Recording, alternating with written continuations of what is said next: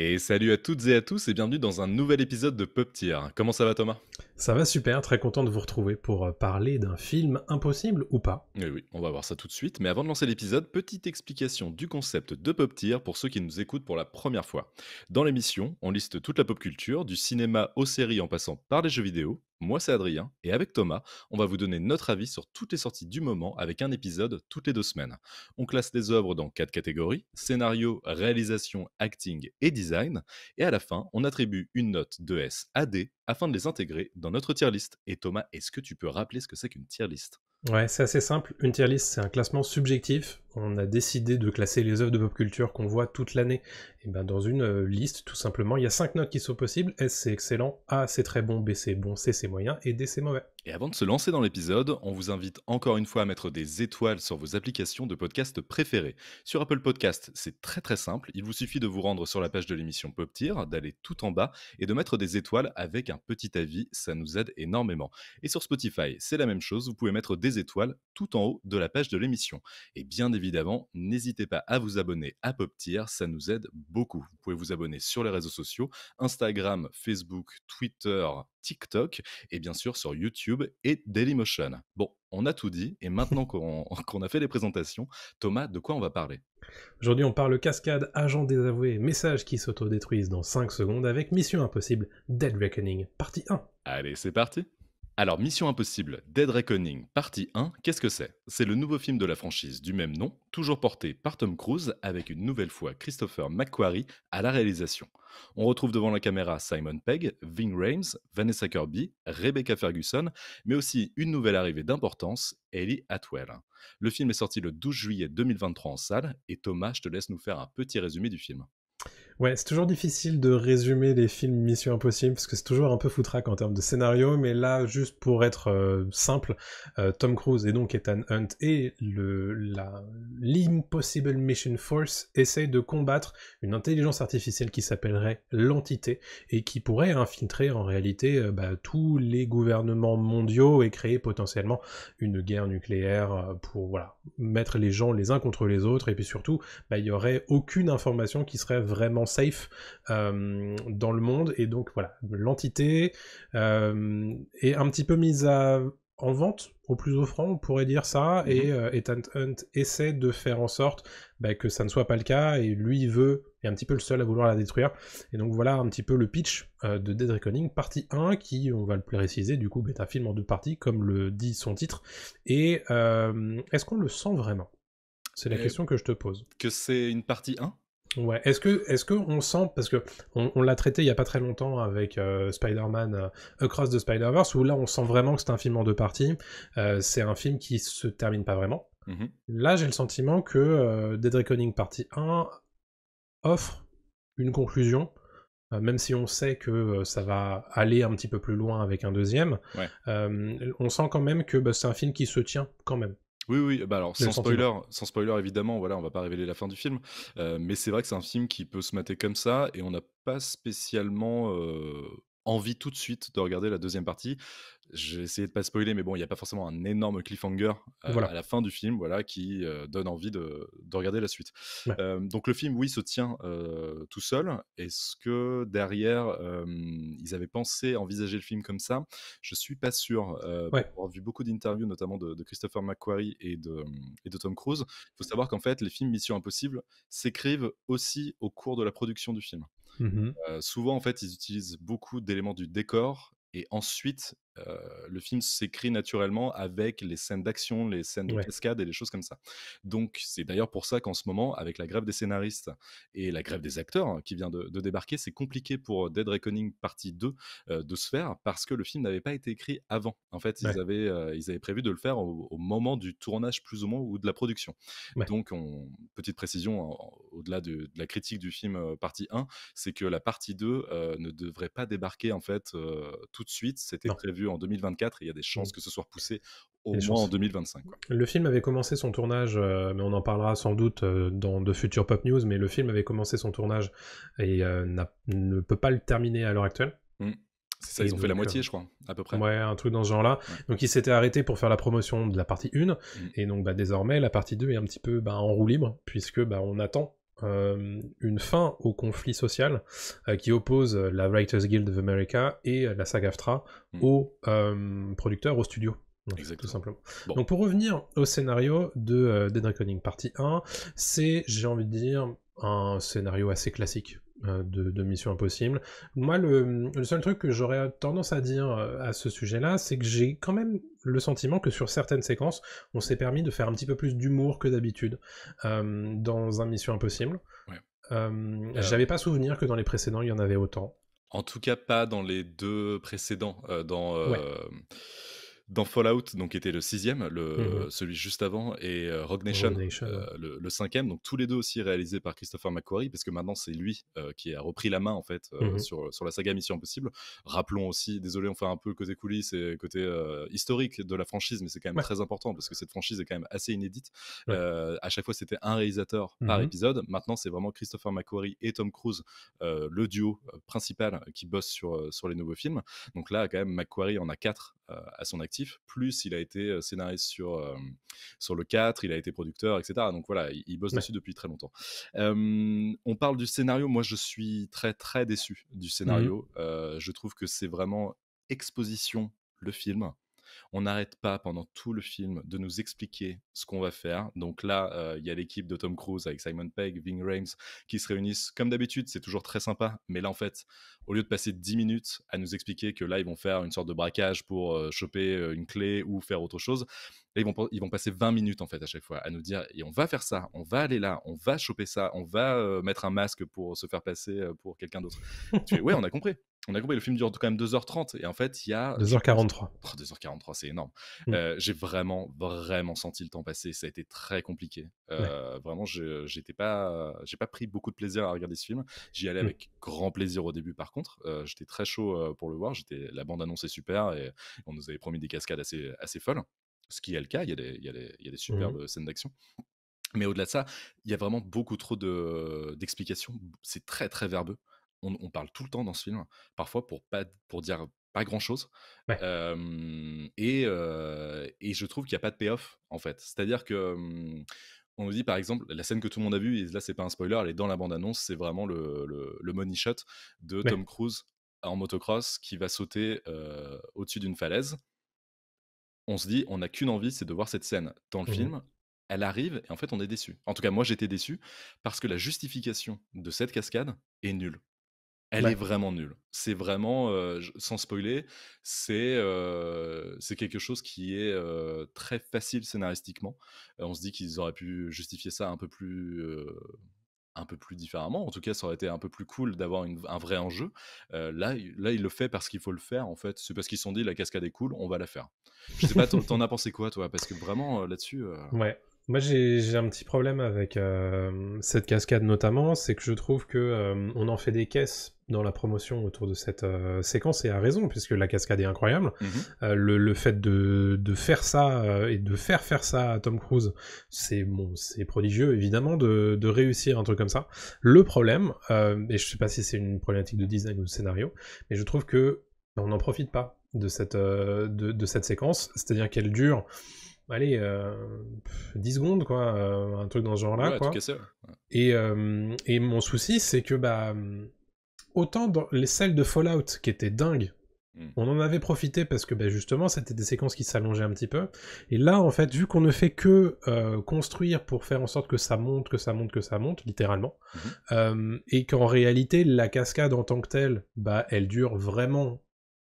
Allez, 5-10 secondes, grand max, on fait très peu de plans différents, on n'en profite pas des masses et je trouve que c'est dommage. C'est la cascade qu'on voit dans la bande-annonce, hein. Quasi l'intégralité de cette cascade, on la voit dans la bande-annonce ou dans les trailers, quoi. Vraiment, il n'y a pas beaucoup plus, quoi. Et limite, t'en profites plus dans les vidéos making-of que dans le film, et je trouve que c'est vraiment dommage.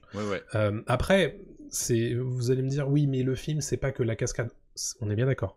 Mais quand on vend un film comme celui-ci, sur ces cascades, sur le fait que c'est fait en prise de vue réelle, il n'y a pas d'effets spéciaux, il y en a, d'ailleurs, il y a pas mal d'effets spéciaux qui sont là pour faire en sorte que la cascade fonctionne, et d'ailleurs, par moment, tu te dis, est-ce que c'est vraiment utile d'utiliser à ce point des effets spéciaux pour faire en sorte que ta cascade elle fonctionne. Mmh. Moi j'ai un vrai souci pour parler d'autre chose que cette cascade-là, notamment à Rome. Il y a une séquence de course-poursuite en bagnole. Là, je suis désolé, c'est vraiment du design, on s'en mêle un peu les pinceaux, mais il y a beaucoup d'effets spéciaux qui sont utilisés dans cette séquence de course-poursuite en bagnole, Mmh. et j'ai l'impression de regarder un Fast and Furious récent, quoi. Oui, un petit peu, il y a de ça. Qui est un peu un souci. On parlera peut-être des cascades et du design après, mais Ouais. pour revenir, mais je suis d'accord avec toi là-dessus, mais c'est un problème aussi de scénario parce que ils n'arrivent pas à lier les scènes d'action comme ils ont pu le faire dans le passé. Ouais. C'est-à-dire qu'avant, ils posaient des enjeux assez intenses, assez importants en fait entre chaque scène d'action. S'il y a la Burj Khalifa dans le 4, c'est qu'il y a une vraie raison. Voilà, et on a vraiment peur pour lui quand d'un coup son gant magnétique ne fonctionne plus, Mhm. etc. Donc voilà, il y a des vraies justifications. Il y a un deal qui est en train de se faire à ce moment-là. Il y a une tension, il y a des choses comme ça. Là, il n'y a jamais une réelle tension. C'est-à-dire que tu as l'impression que c'est un enchaînement de cascades, un enchaînement de scènes d'action. Mhm. À un moment, il y a Tom Cruise qui va courir très très vite sur le toit d'un aéroport. Mhm. Et en fait, je me suis dit, mais oui, Tom Cruise est en train de courir, mais quelqu'un le suit là? Non. Et est-ce qu'il cherche quelque chose? Non plus. Donc c'est juste Tom Cruise en train de courir sur le toit d'un aéroport.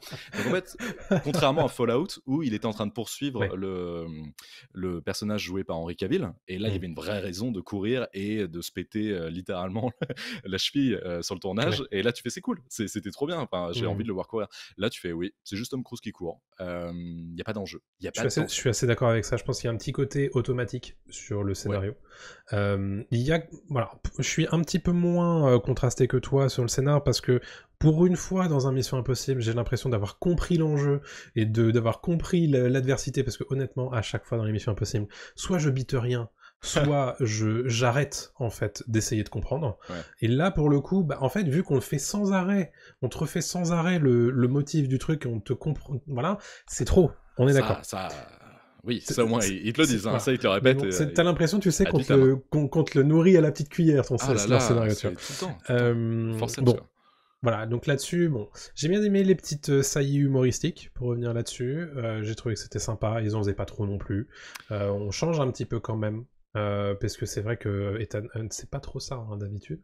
Notamment le fait de l'avoir mis à côté du personnage de Hayley Atwell, Mmh.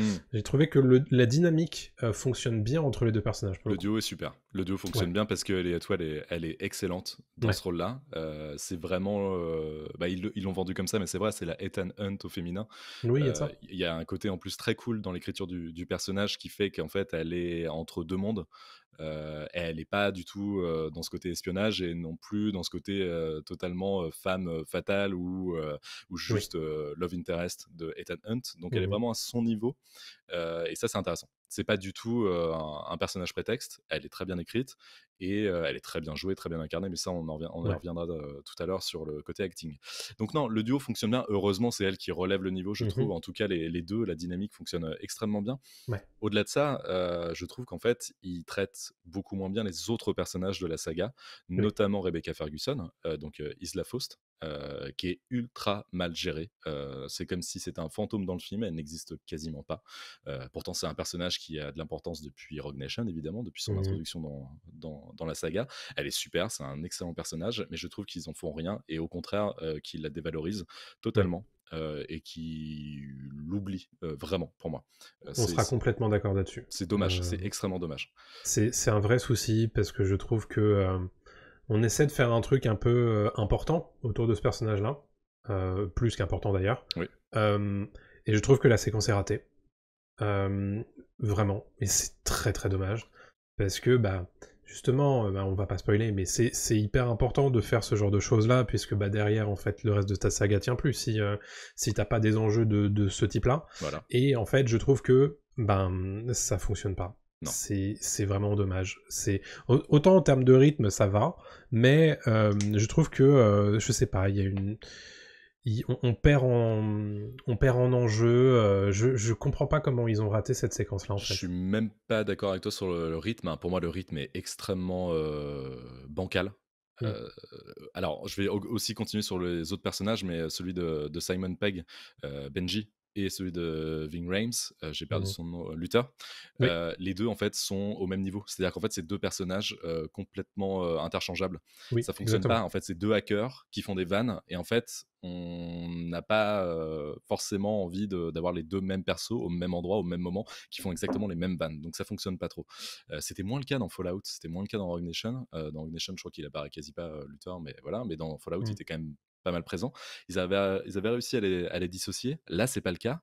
Donc en fait, il y a un duo avec Tom Cruise, Ali Atwell qui fonctionne très bien. De l'autre côté, il y a un duo qui fonctionne pas, je trouve, qui fait doublon. En fait, c'est vraiment un Oui. duo totalement doublon pour moi.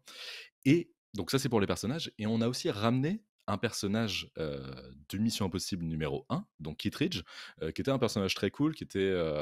alors, Kittredge, pour moi, c'est la CIA, c'est ça, je crois. Il y a moyen, ouais. Voilà, qui, justement, traquait Ethan Hunt dans le premier épisode.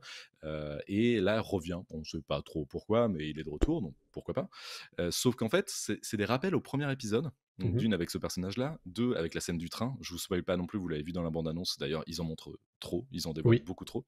C'est un rappel exact en fait aux Mission Impossible 1 avec Vanessa Kirby qui joue littéralement un des personnages du Mission Impossible 1. Bon, sans spoiler, mais voilà, c'est de famille. Voilà, donc en fait, on se dit, ils ont voulu refaire le 1, mais avec un peu plus de blé et avec un peu plus d'action.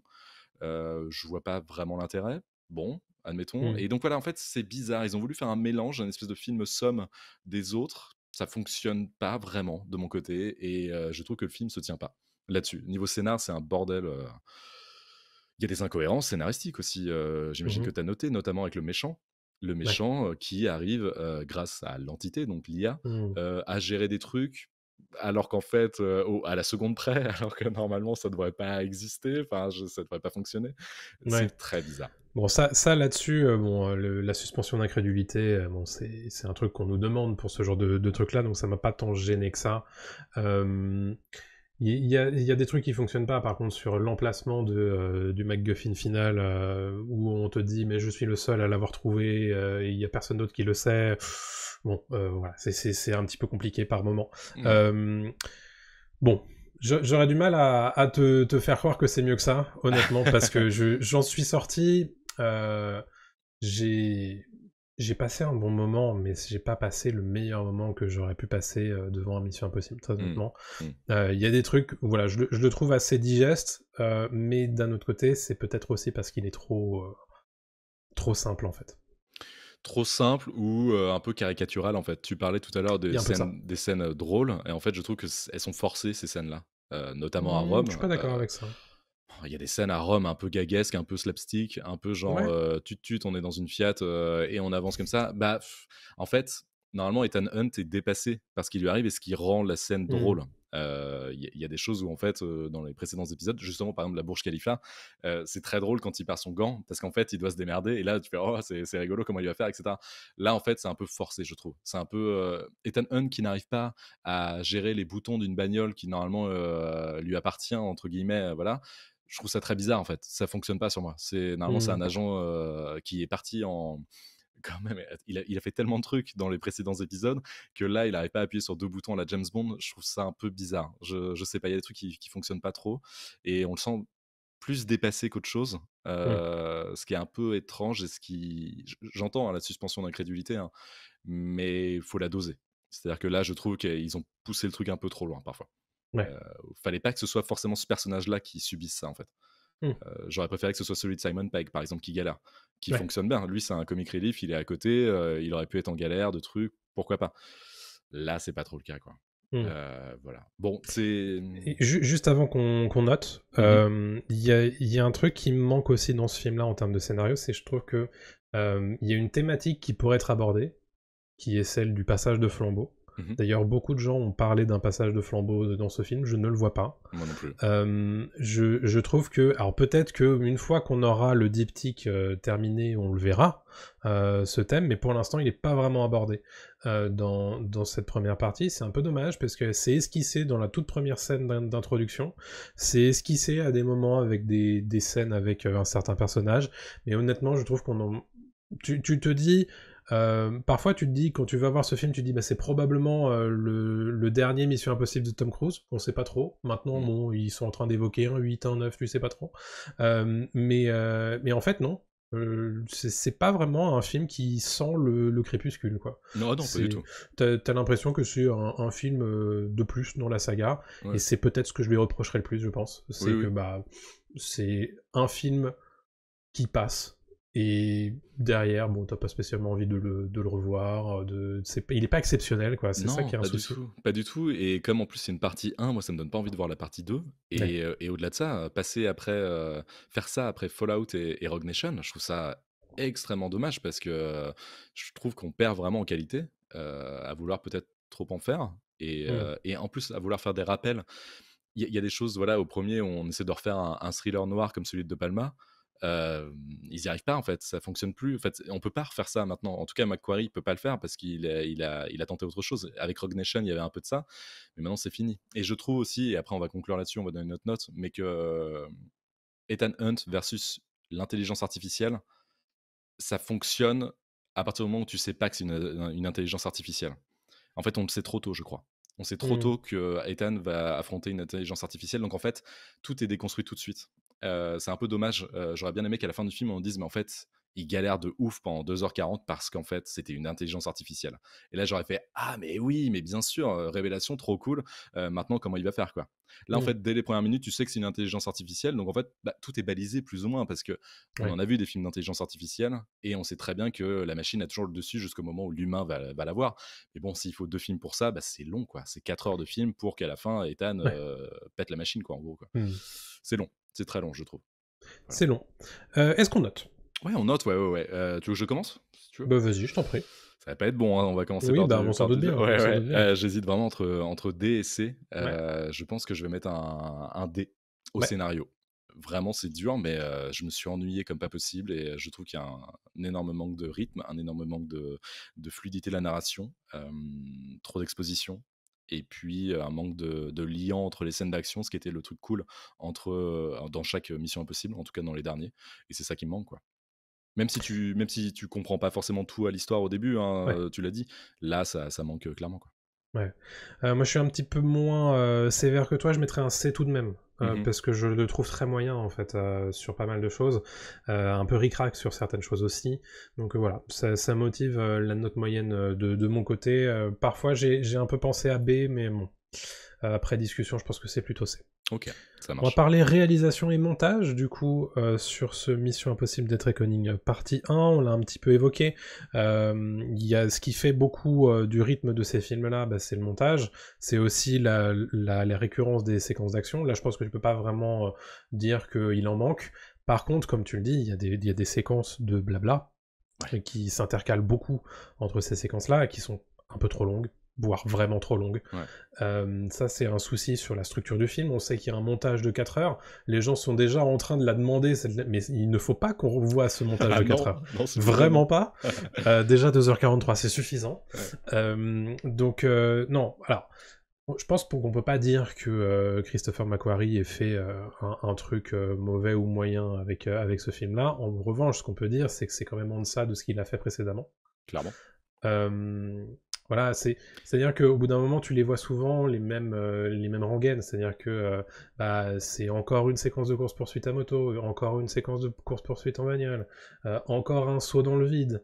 Je fais bon, Mais à la limite, moi, ça me dérange pas ça. Reprends par exemple Rogue Nation où Tom Cruise doit retenir sa respiration pendant 5 minutes, plus même, je sais plus, 8 minutes, un truc comme ça. mm, La séquence se déroule, tu fais: «OK, ça roule» et puis d'un coup, il perd la carte en plein milieu de l'eau et là, tu dis: «Oh là, c'est fini là. OK, bah, en fait, il doit tenir encore 1, 2, 3 minutes» et voilà et là, tu as un vrai enjeu. Là, tu as une vraie tension et tu dis: «Bah, OK, il est mort en fait. Qu'est-ce qui va se passer, quoi?» Là, dans ce film-là, dans Dead Reckoning partie 1, extrêmement long à dire d'ailleurs, il y a rien. T'as jamais cette tension. Tu te dis jamais: «Il est en danger vraiment». Tu te dis jamais: «Tiens, qu'est-ce qui va se passer?» Voilà, en fait, c'est soit too much parce que la scène du train, elle est super, mais elle est too much, et donc c'est jamais on revient jamais au personnage. Non. On revient jamais au cœur du sujet qui est, ce héros en fait, qui Mmh. est un peu dépassé à chaque fois, mais qui doit sauver le monde. Parce que lui, son truc, contrairement à James Bond, parce que James Bond, c'est un vrai agent, voilà, c'est sa mission. Lui, Mmh. Ethan Hunt a ce truc de, je porte le poids de l'humanité sur mes épaules et je dois vraiment, me sacrifier à chaque fois, ma vie de famille, mes amis et cetera pour, sauver le monde. Là, tu Oui. le sens pas, quoi. Là, je trouve Beh, que ouais. En fait, on ne fait que nous le dire. On nous le dit, on nous le montre pas. ouais, voilà. Il y a un peu cette problématique-là, avec ce film-là, c'est que on nous dit un petit peu quelle est la thématique de l'être Ethan Hunt, Mmh. et l'adversité en profite, mais le truc, c'est que ça fonctionne pas des masses, quoi. Bah, non. Parce que c'est encore un film qui est très très centré sur lui, euh, où les personnages qui gravitent autour de lui sont en réalité des pions. Mmh. Et c'est d'ailleurs très très dommage de ce qu'on fait d'Ilsa. Donc voilà, Bon, j'ai du mal à comprendre. ouais, c'est un peu étrange. Après, pour parler vraiment réal et montage, je trouve que niveau montage, c'est très compliqué parce que donc les scènes d'exposition durent beaucoup trop longtemps. Mhm. Il y a des côtés clichés et tropes, en fait, de certains films. Par exemple, notamment les scènes d'exposition où c'est un personnage qui commence une phrase, ensuite c'est un autre personnage qui continue cette phrase, ensuite un troisième personnage qui continue cette phrase en mode oui monsieur, c'est la CIA qui a commencé. Oui, ensuite c'est peut-être Ethan Hunt. Je fais mais attends, mais qui parle comme ça dans la vie? Personne ne parle comme ça. Personne ne fait un Mhm. briefing comme ça. Enfin, c'est très étrange. Il y a ce truc aussi, encore une fois, où il s'est pas arrêté ses scènes d'action. Celle Oui, de Rome, on en parlait tout à l'heure. Rome, c'est beaucoup trop long. c'est trop C'est long. vraiment trop long. Celle de Paris, par exemple, a été assez courte. La cascade à moto a été super dans Fallout. Il se barre en moto, voilà. Là, c'est bien trop long. Ça dure facile 20-25 minutes, je pense, quand même, dans le Ouais, film. C'est peut-être pas, mais c'est vrai que c'est 20 long. minutes, je pense, facile de Mhm. course-poursuite où c'est vraiment ça, voilà, sans musique en plus quasi. Mhm. Donc c'est assez compliqué. La scène du train qui dure, qui dure, qui dure. Bon, voilà, pareil, on se sent pas pris dans le truc, quoi. Je dis pas que c'est mal filmé, évidemment que c'est très bien réalisé, c'est Évidemment. c'est c'est ultra propre et là-dessus, voilà, la note, sera en fonction aussi de la qualité de la Mhm. réal de Macquarie. Mais et puis des éléments de décor, ça fait aussi extrêmement plaisir. C'est plus côté design, mais qu'ils utilisent beaucoup de Bien décors sûr. extérieurs, beaucoup de choses comme ça. En plus, tourné en plein Covid, donc très compliqué, Mhm. d'utiliser des figurants, d'utiliser voilà, des éléments réels pour le film. Et on sait que c'est une franchise qui aime voyager dans le monde et faire voyager les spectateurs. Donc c'est ça là-dessus, on peut pas nier qu'ils font un effort, et que l'argent est bien utilisé pour ça. Mhm. Mais par contre, en fait, si une scène d'action est amenée, au forceps comme ça, sans vraie raison, moi, elle me fait pas plaisir, en fait, et je prends pas de plaisir à la regarder. Voilà. C'est plus ça, quoi. Ouais, ouais, non, mais je comprends. Voilà, t'as le sentiment un petit peu d'un cahier des charges. Mmh. D'un film un peu éprouvette. C'est-à-dire que, bon, il faut cette scène-là là, il faut cette scène-là là, et puis bon, entre deux, il faut du lion. C'est... Les autres Missions Impossibles peuvent avoir ce côté-là, mais il y a un côté tellement plein d'élan Mmh. que celui-ci n'a pas vraiment. Et j'ai du mal à mettre le doigt sur quoi, sur ce qui lui manque, mais il y a vraiment ce côté-là, quoi. Il y a une problématique de rythme, déjà, de Oui, 2h43, où parfois tu regardes ta montre, bon, ça montre bien qu'il y a un souci. bien sûr. Et quand je le compare à Fast and Furious, c'est pas forcément une bonne chose dans ma bouche, parce que pour le coup, je les ai tous revus. Enfin, je Oui. les ai tous vus. Et donc, j'ai pu voir ce truc-là, et ça se sent énormément à Rome, notamment. Et c'est pas une bonne comparaison pour moi. Non, non, non, j'ai pas beaucoup plus à dire parce qu'en fait, on l'a un peu résumé aussi dans le scénario, mais voilà, c'est Mm. ça, c'est qu'il y a un énorme souci de montage pour moi. Il fallait raccourcir les scènes d'exposition, il fallait raccourcir les scènes d'action, certaines. Mhm. Pareil, je trouve que, on n'a plus des choses inédites comme on pouvait avoir dans Rogue Nation, comme la séquence de l'opéra qui est encore aujourd'hui assez incroyable. Je trouve qu'elle est folle, en termes de mise en scène. Tu comprends tout de suite. Pareil dans Fallout, tout ce qui est le saut, le Halo Jump où il saute Mm. au-dessus de Paris, tout ça, il y a une vraie tension, il y a des choses qui sont mises en place. La scène de fight dans les chiottes de Fallout, c'est fou. Encore aujourd'hui, Mhm. c'est génial. Tout ça, je l'ai pas retrouvé. Je l'ai pas retrouvé Ouais. parce qu'en fait, ça fait pchit à chaque fois. La séquence de Ouais. l'aéroport fait pchit. Le train, c'est pas foufou. Tout ce qui est à Venise, ouais, c'est vite fait. Enfin voilà, et Rome, encore une fois, pareil, c'est du Fast and Furious, bah, qui a pas de folie, je trouve, hein. Franchement, Non. c'est tranquille, hein, c'est un régime Il n'y a pas tranquille. il y a pas de petit plus.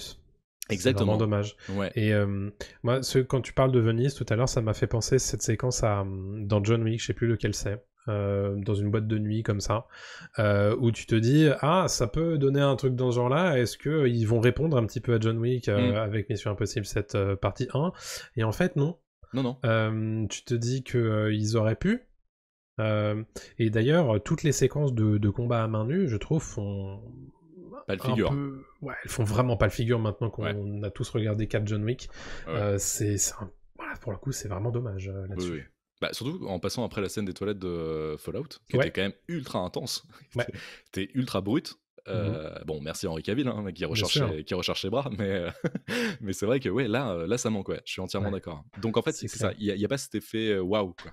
Ce Non, truc qui, à chaque fois, nous poussait à aller voir un Mission Impossible ouais. en mode waouh, ok. Et en plus, quand on découvre la scène de moto, donc on a vu dans la bande-annonce, c'est vraiment la scène qu'on voulait voir tous, Mhm. et on est déçu. Enfin, en tout cas, moi j'étais déçu, Moi, j'ai été déçu. Ouais. toi aussi. Mm. Bon, bah, à partir de ce moment-là, tu fais ah, bah, j'ai plus grand chose à me mettre sous la dent pour kiffer, quoi. Donc, C'est vrai, c'est un peu dommage. un peu dommage, Bon, ouais. notons la réalisation et le montage de ce film. Tu veux commencer? Ouais, je vais mettre un B. Mm. Je vais mettre B. Pour tout ce qu'on a dit, encore une fois, voilà, je vais mettre B. Je peux pas aller beaucoup plus haut que ça, hein, parce que Pareil. c'est très dommage, quoi. Mm. Ouais. Je mets un B également parce que je peux pas aller plus haut, parce que de toute façon les sommets de la saga sont bien plus hauts que ça. Mhm. Et donc je peux pas donner plus de toute façon, parce que bon, B c'est bon, on peut pas faire beaucoup plus ni beaucoup moins, parce que bon, on l'a dit, Christopher McQuarrie sait quand même faire ce qu'il a à faire pour mettre en image toute cette action-là. Ce qui nous manque par contre, c'est ce petit plus que les précédents avaient, notamment Fallout, notamment Rogue Nation, qui n'est pas vraiment présent dans Mission Impossible Dead Reckoning, on espère dans la partie 2, mais on l'aura sans doute pas l'an prochain. On croise les doigts. Parlons acting et performance des acteurs, du coup. Dans ce film, évidemment, il faut qu'on parle de Tom Cruise, puisque c'est la vedette de ces films. Bien entendu, c'est celui qui est quasiment tout le temps à Mhm. l'écran, qui donne de sa personne, comme toujours, dans ses cascades. Il faut qu'on parle aussi de la performance d'acteur. Qu'est-ce que tu as pensé de ce Tom Cruise-là, de cet Ethan Hunt-là dans Dead Reckoning? Toujours fidèle à Ethan Hunt depuis l'épisode 4-5, parce qu'en Mhm. fait, J.J. Abrams avait voulu l'humaniser, voilà, lui donner une vie de famille, etc. Ce qui était une idée intéressante sur le papier, ce qui fonctionnait pas trop.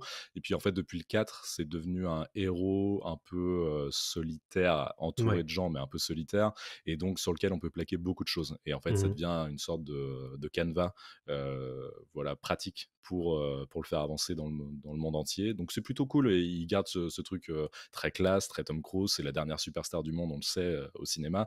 Donc ça fait toujours plaisir de voir qu'à quasi 60 ans, il a presque C'est 60 ça, ans, je ouais. crois, et il est toujours au top, et il est incroyable. Tom Cruise porte le truc comme jamais. Moi, je suis extrêmement fan de Tom Cruise depuis très longtemps, et donc il est au top. Après, il en fait pas plus non plus, quoi. Non, Ça reste très classique, et on sait ce qu'on va voir, et on n'aura pas plus il fait son taf. de sa part. Voilà, il fait exactement son taf. Même 61 ans, tu demandais tout à l'heure. Oh la vache, putain. 61 ans, ouais. Dis-toi que John Voight, dans Mission Impossible 1, donc Mm. qui faisait Jim Phelps, avait le même âge que Tom Cruise aujourd'hui.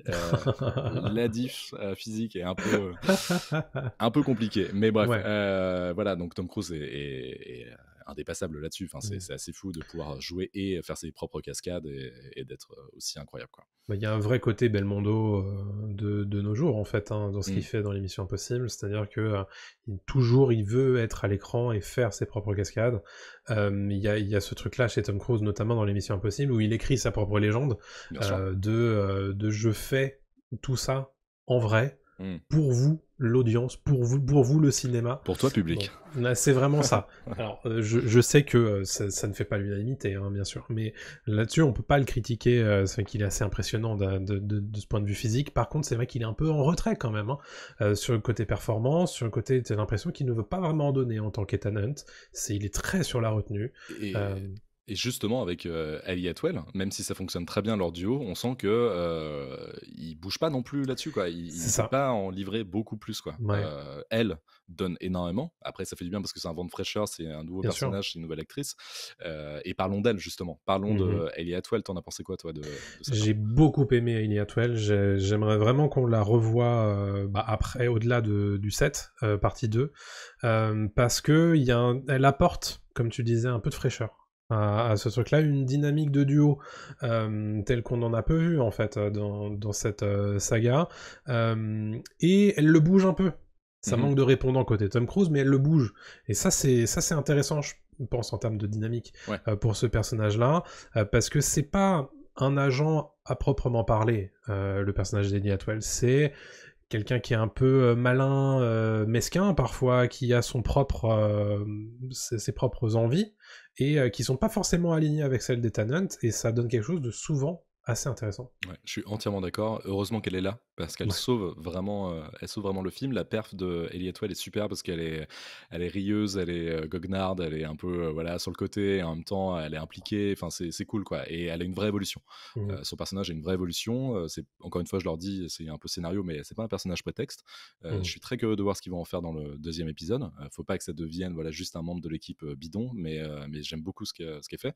Elle est peut-être, elle, pas assez, mise au cœur de l'équipe, je trouve, Sans encore. doute. Oui, Peut-être que ça sera le cas ça va dans le venir, je 2, pense. mais c'est une très belle introduction au Mhm. personnage et elle est extrêmement solide. De toute façon, Ellie Atwell, je trouve qu'on la voit pas assez, Oui. heu, au cinéma, ou même en série, voilà, Ouais, à part, ouais. Captain America et un épisode dingue de Black Mirror, elle a jamais été vraiment mise, en avant, je trouve, au Ouais, ciné. bah, elle a eu Agent Carter en série, quoi, mais bon, Ouais. ça s'est arrêté très tôt.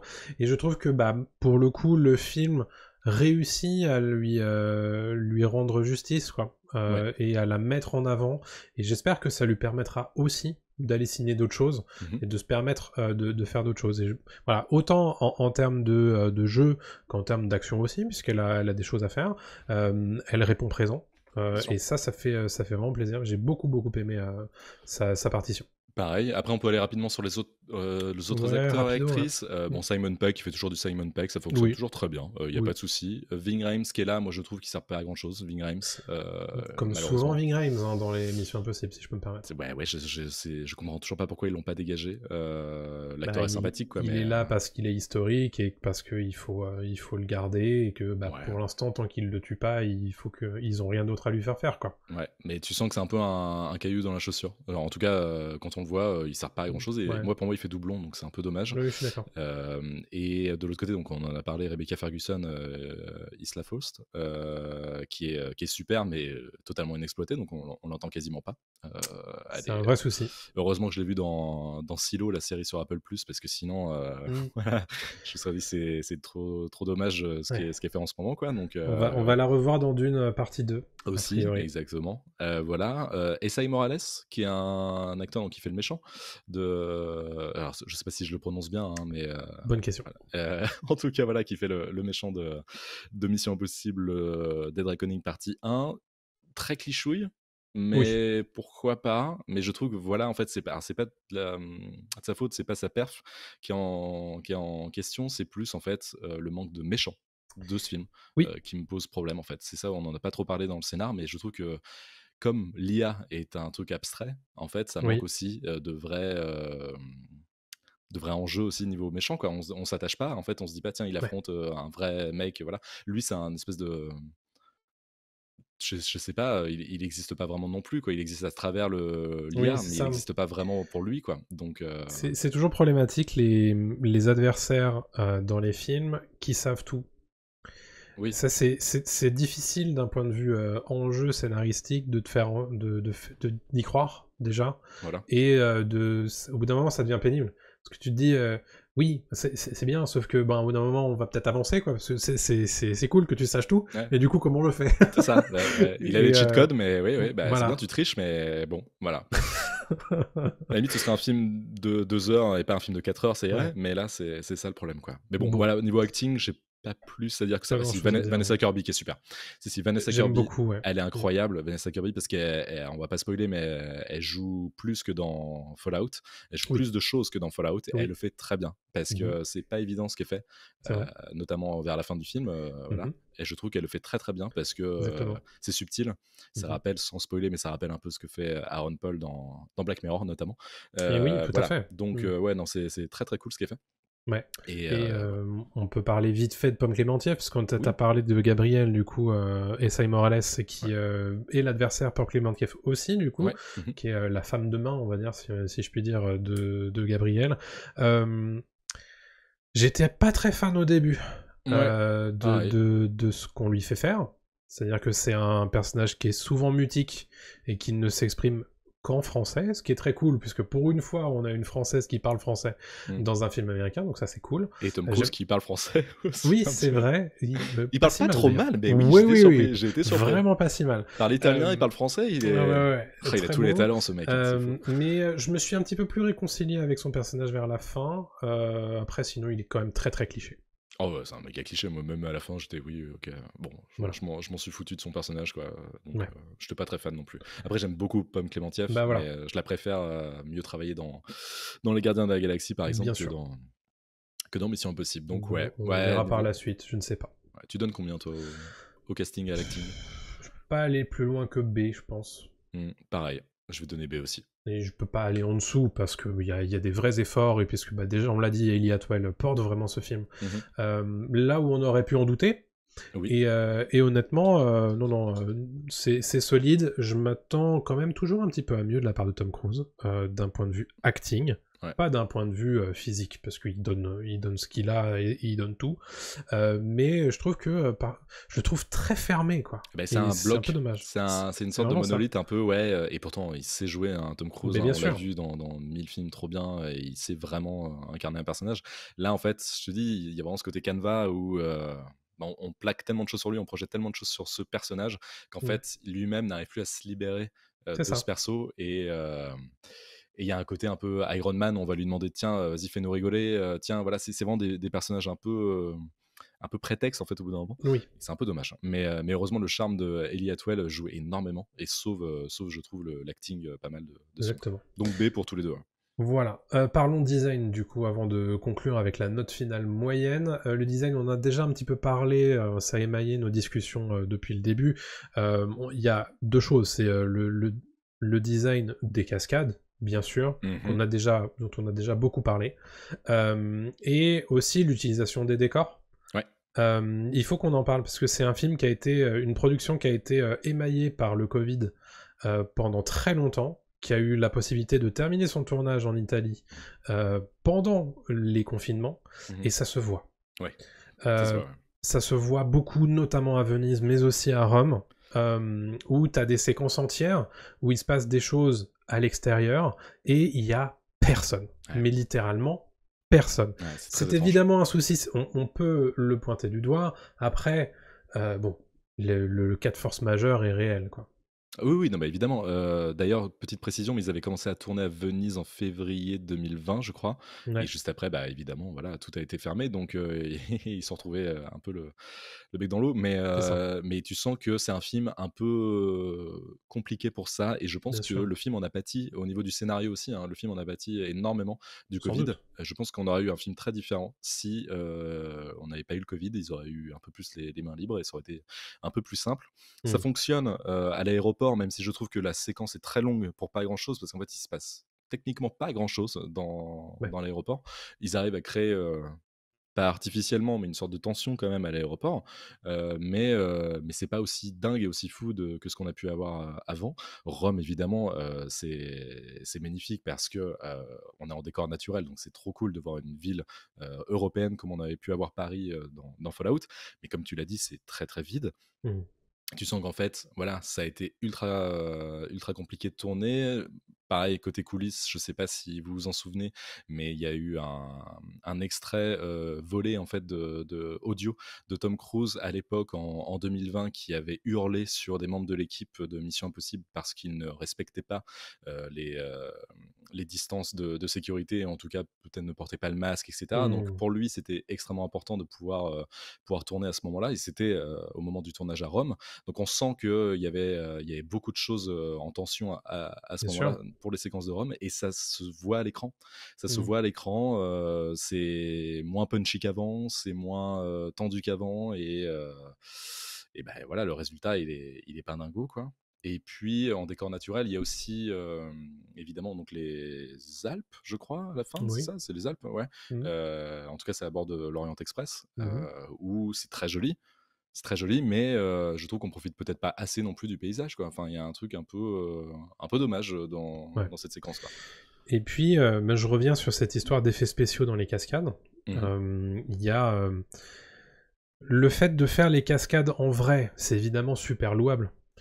Mais quand tu ajoutes de l'effet visuel, qui est pour le coup assez visible sur ces trucs-là, tu perds un petit peu le côté réalisme que tu avais avec les cascades en prise de vue réelle. Tout à Je fait. trouve que c'est un peu dommage, puisque bon, on l'a vu et on l'a revu, ce making-of du saut à moto. Et on a vu, mais comment il fait du coup? Comment ils vont faire parce que bon, il y a un tremplin quand même là. Donc Mhm. évidemment, ils l'ont remplacé par des effets spéciaux, bien sûr, mais il y a des moments où tu te dis, ouais, en fait, je les vois, ces trucs-là, c'est un peu dommage. Ouais. Il y a pas de... Il y a une démarcation, si tu veux, entre le fait qu'on le fait vraiment, mais on utilise des effets spéciaux quand même. Ça se voit. Bon, évidemment, toute la séquence du train, là, c'est un grand renfort de tout ça. Bien sûr. Et c'est presque un peu trop, et ça ressemble pas vraiment Eh ben, euh, aux précédents Missions Impossibles de ce ouais, point de vue-là. exactement comme on pouvait avoir par exemple dans Rogue Nation quand il saute sur le Airbus, sur l'aile de l'avion, il le fait vraiment, tu vois. Et tu sais que là, c'est pas il y a des effets spéciaux à ce moment-là, mais il y en a très peu en fait, parce que Ouais, à part enlever le câble qui le retient, exactement. c'est tout, quoi. Et là, tu fais, le mec est vraiment accroché au truc, c'est incroyable. Enfin voilà, et là, t'es en tension totale. Tu parles du train et c'est intéressant, on va conclure après là-dessus, mais je trouve que les références aussi au film sont un peu trop appuyées. Bon, Oui. pour ceux qui ont joué, c'est Uncharted 2, le film. Ouais. Vraiment, la scène du train est pompée sur Uncharted 2. Il y a même l'un des créateurs d'Uncharted qui a dit bon, bah, c'est l'un des plus belles hommages qu'on puisse nous faire, mais Bien sûr. c'est un hommage en fait. Donc voilà, ça se voit comme jamais. Bon, pourquoi pas, mais je trouve ça un peu bizarre. Macquarie s'en cache pas, hein, qui s'inspire des jeux vidéo hein, aussi Oui, pour ses films. Il y a une séquence, je sais pas si tu t'en souviens, mais dans le désert au début, bien sûr. qui est super, elle est très C'est bien. Uncharted 3. Alors, c'est Uncharted 3, mais surtout Metal Gear aussi, je trouve, Mm. avec le cache-œil de Isla Faust. Il y a Bien un côté Big sûr. Boss, il y a un côté, Bien voilà, sûr. c'est des grosses armes que d'habitude on voit jamais dans des missions Ouais. impossibles. Là, c'est vraiment ce côté militaire avec Mm. l'arrivée de. C'est vraiment Kojima, mise en scène par Kojima. Tu te dis, ok, voilà, il y a tout ça, beaucoup d'inspi jeux vidéo, ce qui est Mm. louable, pourquoi pas. Et d'ailleurs, je trouve que ça fait très Kojimesque, Kojimaesque, je sais pas comment on dit, Oui. Ah bah ce très pitch, oui, Metal bien Gear. Ce sûr. pitch fait très Kojima, quoi. Ah bah clairement. Et donc se perd un peu parce que Kojima ne sait pas trop comment gérer Oui. ses Oui, mais il n'y scénars. a pas de secret finalement, Voilà. hein. Donc bon, l'inspi est un peu étrange, quoi, parfois, Mm. et un peu visible surtout. C'est-à-dire que Oui. tu peux t'inspirer, mais là c'est très visible Mm. et peut-être parfois un peu trop, quoi, je trouve. Ok, bah, ça sera le mot de la fin sur le design. On va peut-être le noter. Ouais, Qu'est-ce que allons-y. t'en penses, toi? Je vais mettre A quand même, parce que Mm. c'est quand même très louable ce qu'ils font Mm. sur plein d'aspects. Et encore une fois, ça fait du bien des films qui te mettent en avant des décors naturels. Et même s'il y a de la CGI et tout, Bien sûr. franchement, c'est ultra propre quand même. Ah oui, mais ça sans commune mesure avec les films Marvel, les films DC, on en a parlé régulièrement cette année Exactement. dans le podcast. Ouais. Bon, ce sera un A, évidemment, parce que nous on aime bien quand il y a des vraies prises de vue, quand Mm, c'est pas que des finales en images de synthèse et en animation. Donc exactement. ça, évidemment, là-dessus, voilà, ce sera un A pour ma part également, ce qui donne une note finale moyenne de... Attention, roulement de tambour, on a un C, on a un D, on a 4 B et on a 2 A, ce qui donne assez facilement une note finale moyenne de B. Avant d'enregistrer, très honnêtement, c'est la note que j'avais en tête. Oui, moi pareil. Ouais. Je m'y Et attendais. j'étais même sur du C, très Ouais. honnêtement, voilà. Mais bon, B, ça me va aussi. Mais ouais, Ouais. ouais, Bah après, quand tu prends chaque catégorie, c'est difficile de mettre C partout, quoi. bien Bah, la sûr. preuve. Eh oui, non, évidemment. Mais Évidemment. je comprends. Je Ouais, comprends. ouais, évidemment. Donc voilà, c'est juste bon pour Mission Impossible Dead Reckoning partie 1. On verra ce que ça donne pour la partie 2. En attendant, évidemment, bon, ça ne gâche rien d'aller voir le film en salle, bien sûr. Dites-nous ce que vous en avez pensé, bien sûr, dans les commentaires, tout ça. Et puis on va se donner rendez-vous très prochainement Et oui, pour une nouvelle critique. et bien sûr, et c'est déjà fini pour voilà, et c'est déjà fini pour cet épisode de Pop Tier, Mission Impossible 7, Dead Reckoning partie 1. Si vous avez apprécié le podcast, prenez le temps d'aller lui donner des étoiles sur votre application Apple Podcast ou Spotify, de laisser un petit commentaire, ça nous aide énormément. Et pour recevoir les prochains épisodes, abonnez-vous au flux du podcast sur votre application de podcast préférée. Et donc vous pouvez aussi nous suivre sur Twitter, Instagram, TikTok, Facebook pour toutes les actus pop culture. On a aussi une chaîne YouTube et Dailymotion pour ceux qui veulent nous voir directement en live. Et on vous invite aussi à écouter nos épisodes spéciaux Pop News qui reviennent en longueur sur les grosses actus pop culture du moment. C'est un format un peu différent à retrouver chaque semaine dans notre podcast. Et on se retrouve très très vite pour un prochain épisode de Pop Tier. À bientôt tout le monde. Salut à tous. Salut tout le monde.